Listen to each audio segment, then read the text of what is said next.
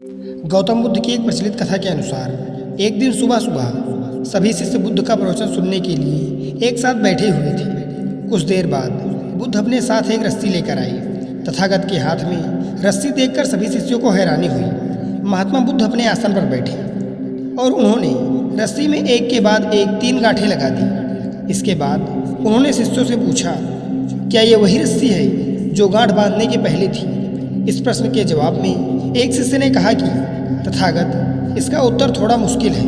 ये हमारे देखने के तरीके पर निर्भर करता है। एक तरह से तो रस्सी वही है, इसमें कोई बदलाव नहीं है। एक अन्य शिष्य ने कहा कि अब इसमें 3 गांठें लगी हुई हैं, जो कि पहले की रस्सी में नहीं थी। इसे बदला हुआ भी कहा जा सकता है। कुछ शिष्यों ने कहा कि वास्तव में मूल रूप में रस्सी वही है, लेकिन बदली हुई दिख रही है, लेकिन इसका मूल स्वरूप बदला नहीं है। शिष्यों की बात सुनकर बुद्ध ने कहा कि आप सभी सही बोल रहे हैं। अब मैं इन गांठों को खोल देता हूँ। ये बोलकर बुद्ध रस्सी के दोनों सिरों को खींचने लगे।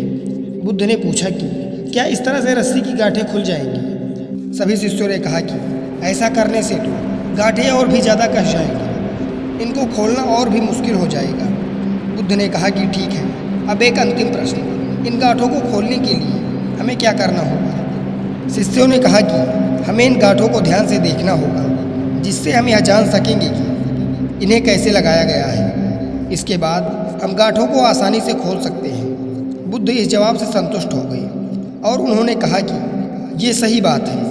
हम परेशानियों में फंसे रहते हैं और बिना कारण जाने ही उनका हल खोजने लगते हैं, जबकि हमें पहले समस्याओं के मूल स्वरूप को समझना चाहिए। जब हम समस्याओं की वजह को समझ जाएंगे तो उन्हें सुलझाना बहुत ही आसान हो सकता है।